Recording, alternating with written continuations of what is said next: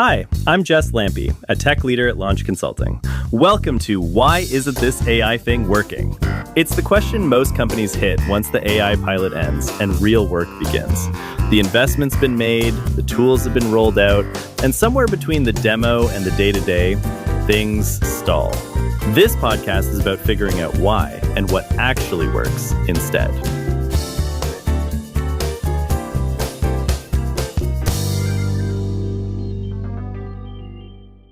All right. Joining with me now, we have Sammy and Mike Jacobson, the co-creators of the It Writes Itself show. Welcome to our podcast. Thanks for having us. Excited to be here. Thanks. For folks who might not know, do you mind going on that journey for us? Like, what is the story of how one is simultaneously in the marketing profession, formerly a magician, currently an AI technology expert? Yeah, I mean, we both have kind of disparate, kind of very complementary skills that really, I guess, made this all happen. I've always done magic on the side. It's always been my side hustle. I do a lot of corporate events. I do a lot of private birthday parties, weddings, stuff like that, and magic and mentalism. And then, so that's my night job. By day, I've been a creative strategist in advertising, mostly at ad agencies and then at Comedy Central for 3 or 4 years. And then I freelanced at all these different brands and things like that. And then now by afternoon doing AI workshops. But I think that, funny enough, literally right now, for the first time, I'm now flipping it where I'm a professional magician by day and like strategy is my side hustle, or even AI is my side hustle. We have a child now. We're married, by the way, for those who don't know. If it's cute, it's because it's cute. And so I think there was always this for me, I love to perform, but then also Sammy loves to perform because her background is also I would say somehow more nerdy than magic. And more impressive, I think. I was a really serious speech and debate competitor in high school. Ooh. And then I did a lot of, theater kid stuff and comedy stuff, and got to we both went to USC, as you know, and I'm trying to think of like the best. I have such a weirdo path. Basically, I left school and became a documentary filmmaker, making a film about speech and debate. So storytelling and the craft of storytelling was like very deeply embedded into who I am. But then sort of tripped and fell into the YouTube world really early on. Like in 2010, I worked at 2 of the biggest multi-channel networks with some of the first YouTube stars ever, and had to do a lot of translating because I'd come from entertainment. I'd worked at one of the big talent agencies, and it was at this moment when like people in YouTube and people in Hollywood didn't know how to talk to each other. So I learned how to be a really good translator, and that there's a real parallel to what we're doing now. In terms of translating, like technical things or more corporate things into a more creative space and vice versa. So that sort of happened. And then through working with influencers and creators, I started working with brands and then landed in New York and really sort of fully started doing the ad agency thing, but had this background of content, digital, and entertainment and filmmaking. And started the LA Music Video Festival by herself. So then, like, Sammy's an incredible host and a much better host than I am. So that actually is incredibly helpful because she's a really good facilitator. We have complementary skills. Yeah. She grounds it, whereas I'm just like, yay! Yeah, it's the charm. I bring the finger guns. But it really works really well. We both have put in 10,000 hours into performance, standing up in front of a crowd of strangers and just talking and holding attention. And we love working together, which is great. That it could have exploded in our faces, but so far it's been pretty awesome. How amazing that you were involved in debate and speech, and then technology caught up to have that be one of the primary interfaces by which you can interact with it. Whoa. Yeah, Right. it's weird. It's all I don't know. Right. Yeah, where it's I don't all even know how to process going, that. but it's funny that we got here. That is amazing. Situations where excellent. Well, appreciate you both coming on. For anyone who's not familiar with what It Writes Itself is, I wondered if you two could share a little bit about what the current incarnation of the show is. Okay, let's see. It is basically in its current version, it is a creativity workshop. We like to say it's a workshop for people who hate workshops. And the mission is to demystify AI and encourage adoption through the power of play. So we do not take ourselves very seriously. And we also like right at the top of everything we do, we love to clarify that we actually are not AI experts. We don't know anything about No, you're way, how you these know way tools more work. than we do. Yeah. Most people know way more than we do about it. But instead we're AI explorers. And our whole point is to kind of instill that AI exploration mindset with people as well. So our whole point of the show and the workshop is really to just break open people's brains and do fun experiments that use AI in weird and fun and funny and sometimes existential ways to kind of inspire people to think about AI differently and get people who are on the fence more curious and get the curious to try to explore more. Yeah. I think It's been a bit of a windy road to get there. But I think like the reason we're talking to you and the value that we hear over and over again that we're providing is by making these tools fun and creating a safe space to fail and kind of like fuck around and find out. It creates a mindset shift, and that is incredibly valuable today because the tools that we're talking about are not technical tools. They're intuitive. You talk to them. And so really the only barrier to entry to using them is a willingness to do so, right? Your mindset. So that's kind of where we come in and try and help people get over that hump. That's very cool. I remember that you two were working on the idea for this a while back. I think your workshop started as a show. Can you talk me through the creation of this?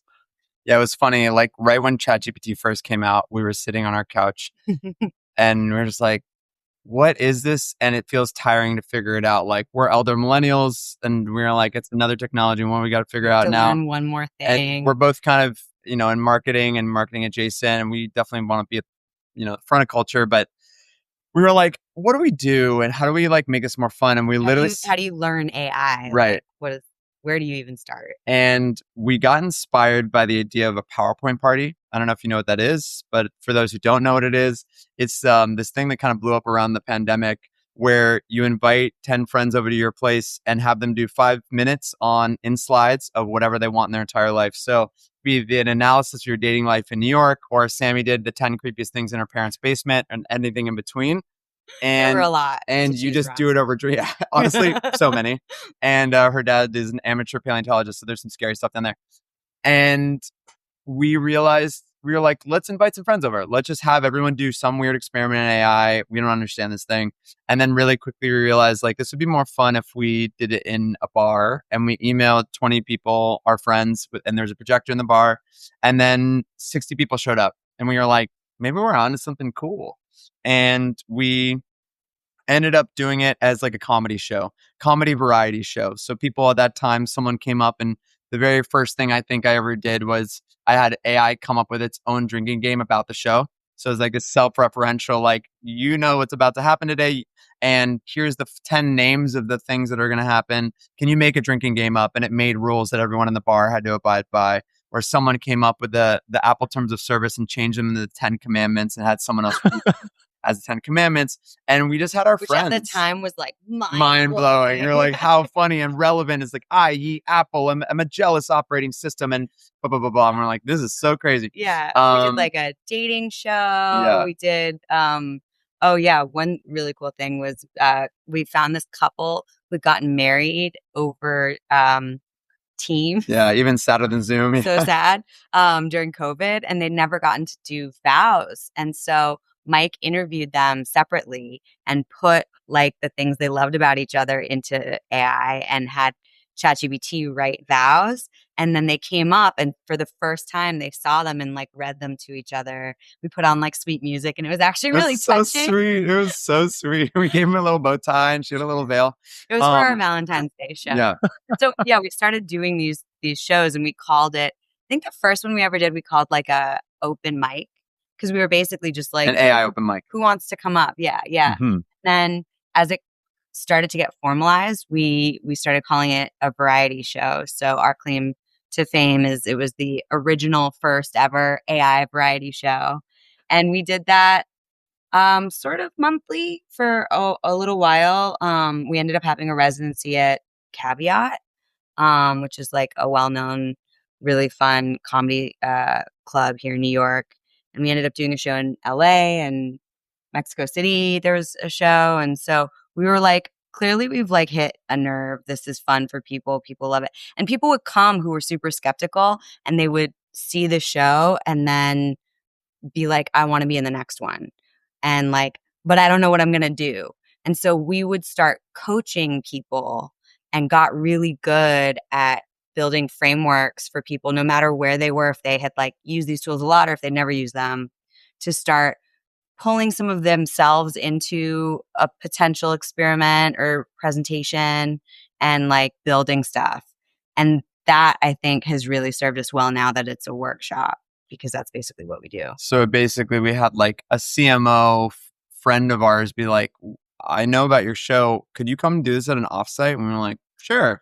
And it like was awesome and blew their mind, or was entertaining in the way that they wanted to, as a company that was just thinking about AI like 3 years ago, named RGA. And then we realized really quickly that like this would be great as a corporate workshop, because there are all these companies that are trying to get their people to think in AI, but don't know how to do that without like a lame lunch and learn. So we kind of sit at this really fun intersection for now of a way to get people to think differently about AI and embrace it and have fun with it, as a way to kind of explore it and embrace it more. That's fantastic. I really like, it's amazing to hear. Sorry, I don't mean to cut you off. Go for it. I was just going to say, it's like, we don't like the word edutainment, but it is kind of, that's what it is.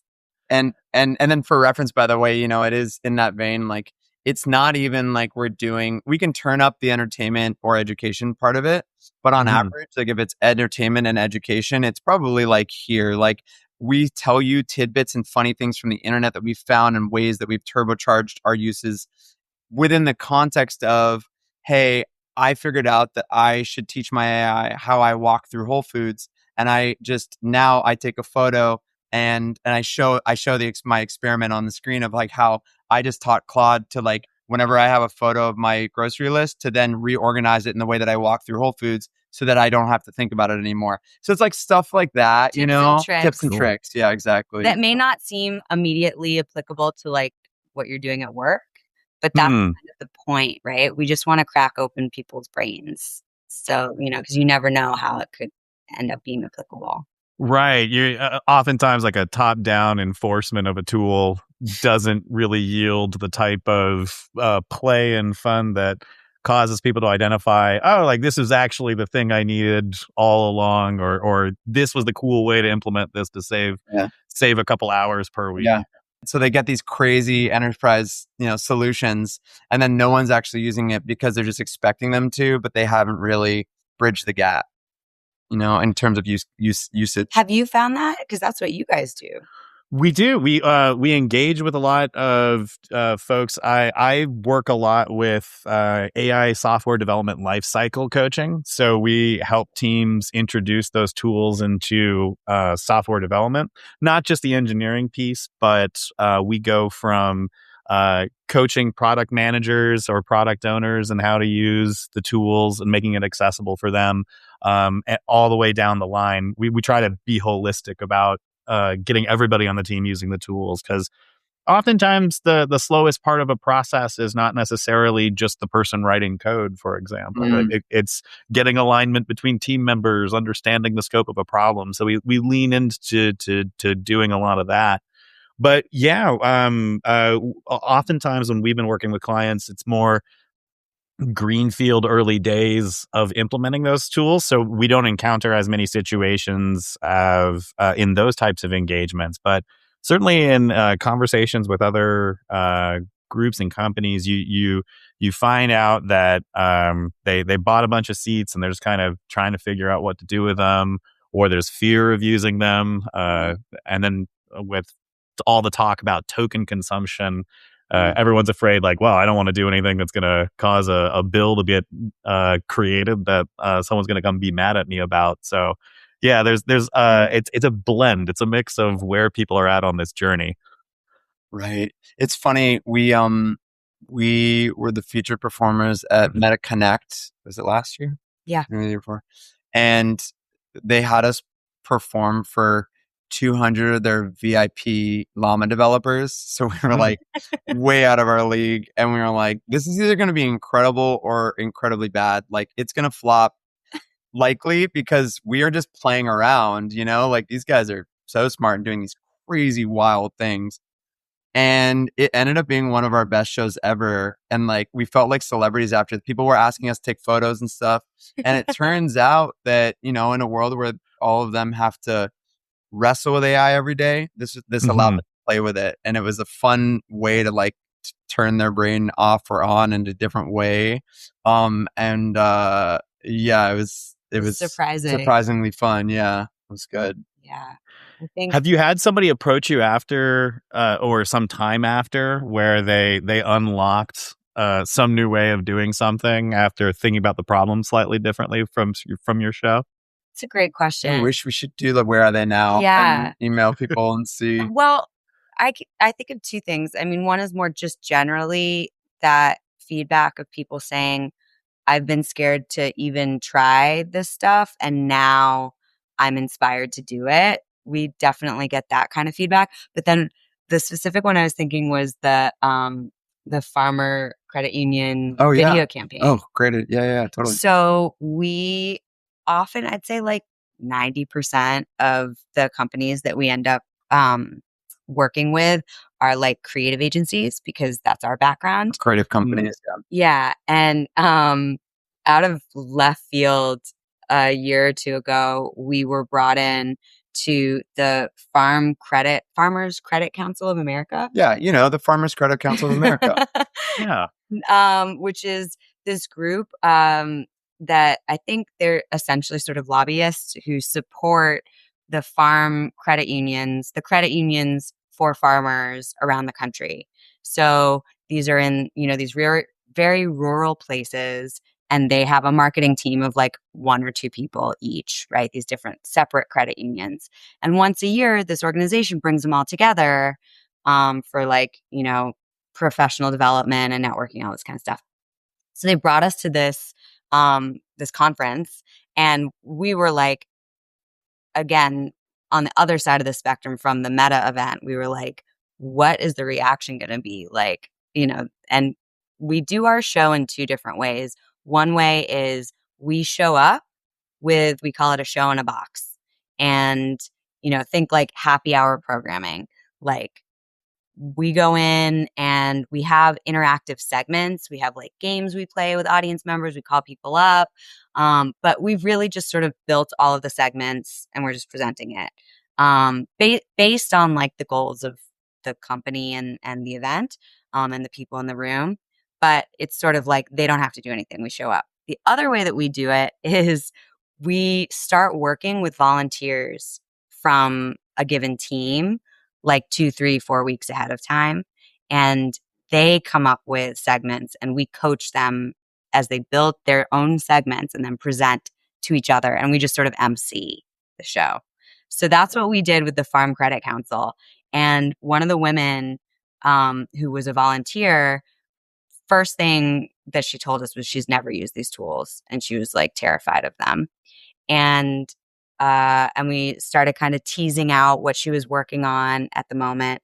And she mentioned that she had to film like a video campaign for some new products that they were offering, different sorts of loans and things like that for farmers.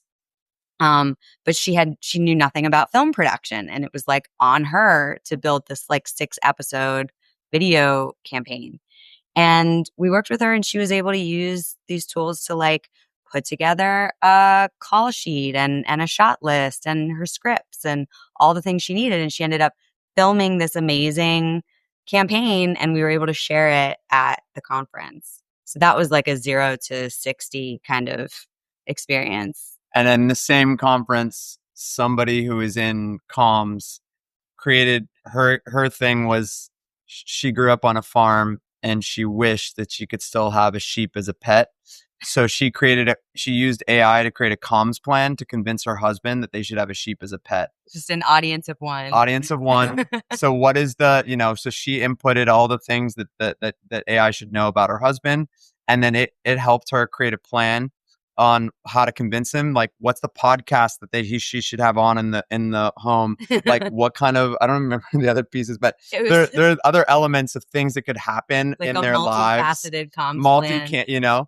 And ultimately like a presentation, which was hilarious because like she did a pre and a post campaign like survey, like how interested are you or having a sheep as a pet? And it was like, definitely not at the beginning. And then after, also still definitely not. But like, we got an amazing presentation that she shared with the group on why she should have it. And that presentation and what it could be like, what their lives could be like, Yeah. And that was back to back with this woman who created this campaign. It was so funny and awesome. That's amazing. I really like the way the event you described feels almost like a hackathon where you give people an opportunity to engage with tools, build something neat and showcase it to an audience, and probably does a lot to build confidence and faith in people's ability, like seeing people be super successful at using the tools. It's totally, it's such a good point. Like we end up doing the show in the box a lot, but our favorite format is the like your team puts on a show for that reason, because like it's just no matter what we say, even though we come in hot and we're like, we don't know what we're doing, we're not experts, coming in as like, the paid entertainers or workshop leaders, they're going to assign a certain amount of expertise to us. But when you see your colleague use the tools, it just hits you in a completely different way. When you see like Meg from accounting do it, you're like, well, if she can do it, I can do it. That's exciting. So pivoting to a slightly more cold business way of looking at it then, if an executive was coming to you and they were saying, hey, I feel under pressure to show ROI with AI tools, what would kind of be your elevator pitch to them? That's a good question. I think there's a step before ROI, which is getting people to do two things. One is be confident in the tool, and one is be inspired to use the tool. And that is, I think, exactly why we built this and what we probably do best. We're not telling people how to prompt. We're not telling you how to use the tool best, but we're giving you fuel for that like confidence and inspiration that you need before you can actually get to a point where you're using it in your daily work and going to turbocharge the way you work. So a lot of things that we end up doing are end up kind of blurring the lines of personal and professional, because what we've found is the more that you embrace it in your personal life, the more you embrace it in your professional life. Very cool. Yeah, I feel much the same way. You almost hear, or when you're working with people that are implementing it in their work, the ones that you have conversations with that are like, oh yeah, like I had this idea and I was pursuing this other side activity. Like I wondered if I could use AI in order to like manage my home or things like that. You're like, oh, okay, you're thinking about this outside. They're the ones that are light years ahead figuring out how to implement it in their own workflows at work. Yes. It's so true. I love the comparison to a hackathon. When you can find a way in that's like personal, that you're actually passionate about, you'll have the gas in your tank to like experiment, fail, try again. You know, if like you already don't care or are skeptical of these tools and it's for something like at work that you know a different way of doing, you're going to go with the path of least resistance.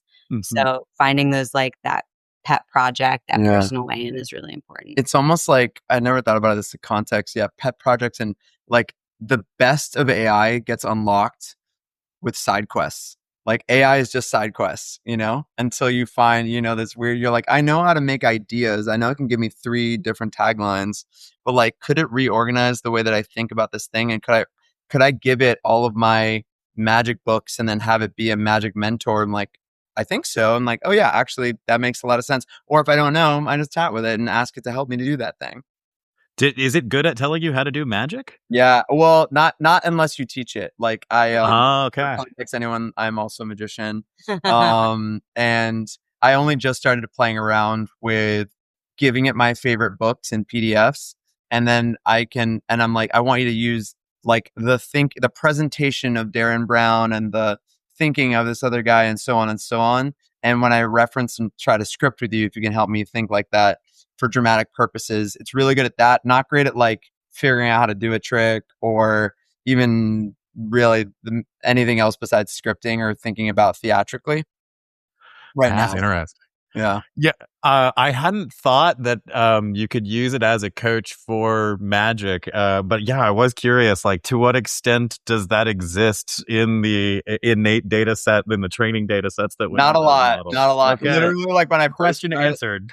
yeah, when I first tried to do it, I was like, what would be something cool for, I don't even know what the show was. And it was like, you should like make a phone levitate and then disappear and then reappear, whatever. It was like, how? And it just didn't really connect any dots. It was just kind of like thinking in like how a book, like a fictional book would just kind of invent magic or something. But it really is not bad when it comes to scripting and theatrics. Very cool. Or even like I was using it yesterday to help me plan out how I want to film a live show that I'm doing in a really weird venue. So I gave it the seating plan and then I had it recolor things and kind of show the client where we needed to be and why and all that stuff. So there's definitely stuff around it that have been really helpful. It's really neat. One of our philosophies is um, trying to identify when you're resistant to using AI. Not like going like, oh, I'm having this internal struggle about whether or not I should use it, but when you're just kind of doing something out of habit, trying to catch those moments and be like, could I use AI here in order to speed up this process a little bit or make it more enjoyable? And lean into that. And that's been oftentimes in like initial brainstorming sessions or trying to understand things. It's great to come up with. I feel like people want to go into a conversation and a brainstorming conversation typically and be totally fresh and whiteboarding. Sometimes it's neat to just be like, generate 100 ideas for me, and I can read over that before going in. Yeah, that's great. Yeah. So you all took this workshop. You've been presenting it to some very impressive clients. You also performed it at South by Southwest. How did that happen? That was a bit of a plot twist. Yeah. Well, yeah, it's fun. You know, we've done Disney now. We did Vanguard yesterday. We did I don't know, we did a bunch of other fun brands. And with that one, we kind of slid in there. Originally talking to them about doing during their comedy week and pitched it as that, you know, because we did, you know, originally it was kind of in comedy clubs and this fun, weird kind of content that I assumed that they wouldn't have. And I think also because we still are sort of like in denial that it's a tech and innovation offering. Yeah, we're like, no, it's comedy. We're not like at the level of the tech folks at South by. Because don't get us wrong, this is also a platform for Sammy and I to just like make people laugh and for us to entertain them, hopefully. And so they were like, cool, but we think you'd actually be better as the innovation track. Can you talk to them? Spoke to them. They're like, we have nothing like this. And we have not a lot of like intermediate and or beginner stuff. And they were like, we have 3 more slots. Do you want to just have one? And we're like, okay. That was cool because most people, you know, they have to go through that process of like vote for our panel, vote for our workshop, And so we were just invited to go because somehow like 4 years in, there's still, I guess, very little like this, that is entertainment and comedy and technology. And, Yeah, don't tell anyone. I We're know just we trying keep to. being like, gonna show up, right? All right. So they invited us to do a session at the innovation and technology track, and it was also, I think, 2 hours, 2.5 hours, as a time slot, which was longer than we've ever done. We were kind of the personality hire of the innovation track. Yeah, 100%. Very much so. But I think because we were different, we ended up having like a line around the block. Like it was so fun. It was amazing. It was maybe the best show we've ever Truly. had. Yeah, it was. And it pushed us to figure out ways to make it even more interactive because we had more time to fill, what were things that we could do little breakouts with people. It was awesome. And we've carried that now into our show since then. But the real plot twist was that like a couple weeks later, after we got the invitation to present as part of the innovation track, we got a call from a brand. Can I say the platform? So it was Superhuman, which was formerly Grammarly, had bought out like a activation suite. Antone's, like this famous music club in Austin. So they were going to set up shop for the week and like do fun programming during South by, and they were leaning super heavily into comedy. And they wanted to know if we would come and do not a workshop, but like our original comedy show, which was what we had wanted to do all along. So we were super psyched. But then they were like, by the way, do you know anyone famous? Because we know you guys are great, but we don't think people will really like know who you are and care. They were nicer than that, but that was the They were like, can you help us figure out how to create some buzz around your show? Like, no offense, but and of course none was taken. So anyways, we reached out actually through some of your old comedy buddies. Yeah, like Nick Rutherford. And coming on as one of our guests. And he introduced us to an incredible performance artist named Maylee Todd, who does a lot with technology. And together they also brought in Eric Andre. And that was a bonkers experience. It was wild. It was it was a wild. It was I don't even know how to describe it anymore. I mean, it was like if you've ever watched any Eric Andre comedy. That's right. Yeah. Our favorite, I will say, our favorite piece from that, I would like to do again, and how we used him was Superhuman has forming a technology essentially that can connect to the real world with the app that you use in Chrome. And so we thought, what if we interview someone who's had the worst week and throw that into Superhuman and have it translated live, have it translated into an Uber Eats order that would get delivered during the show so that that person could eat their feelings. And so we did that, and except it wasn't an Uber Eats delivery person, it was Eric Andre. And so he came in with the Uber Eats order and biked and literally just parted the seas with a bike, and it was as awkward and hilarious as you'd think, and came up and started distributing the food to people, and it kind of it was chaos. Yeah. And then Maylee did this incredible song based on marrying a mascot. The mascot was made from Sammy from before, based on Superhuman, and we created like a mascot for Superhuman, and then surprised everybody by having the actual mascot like in the huge costume come on stage, like an armadillo from the future with like a chef thing. It was all the stuff that AI thought of, but we made it real. It was a trip. It was very fun. That's incredible. So of those elements, what are you bringing now into your show as it goes forward? Oh, from there. We actually talked to Nick about doing it again. Like he had an amazing piece where he trained it to be a Nick bot and did a breakdown of like how a good comedy set is. But he had this hilarious apparatus that was like holding his iPad around. And basically he did like crowd work and I was feeding it into Superhuman, but it was showing up on his iPad. So he was walking around kind of Nathan For You style. And he would deliver the lines, which in And then person, comment yeah, on them. yeah, Like, and then I comment wouldn't on say it. that, Yeah, but, you know, exactly. and I mean, it could have worked better. Yeah. We had some internet issues Yeah. early in the show, but I would love the chance to do that again. I think he would too. It was actually really But fun. I would also do the mascot again.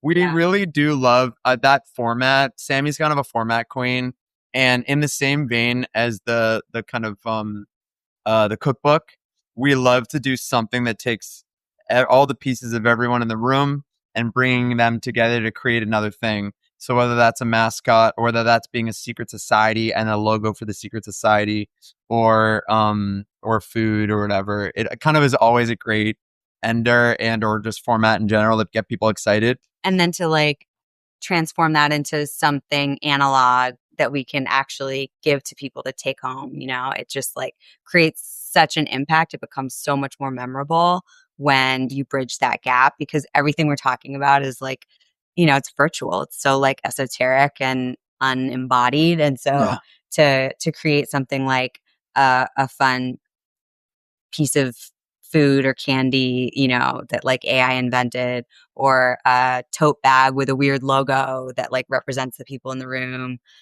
or a full size mascot, just brings like a lot of magic into these rooms, which isn't surprising when you think about who's leading Full this. circle. Yeah, Yeah. where we come from, you know. It's a funny mix. It really is, because like we just did marketing and comm summit at Vanguard, and some of the feedback we got there was like, it's so hard to thread the needle in such a corporate environment with programming that feels relevant but is still super creative and fun. And I think like it's just a testament to like our weird backgrounds. Like what we're doing feels so simple. We're surprised at how successful it's been because it just feels so like obvious to us, but it's because we come from that world and we come from the world of performance. Well, really appreciate having you both on today. Is there, what is the best way for somebody who wants to go experience It Writes Itself themselves, either through their company or in person at a show? What's the best way for them to do that? Go to our website, itwritesitself.ai, of course. Or you can email us at humans@itwritesitself.ai. Fantastic. Well, Sammy, Mike, thank you so much for joining us today. Having us. Awesome.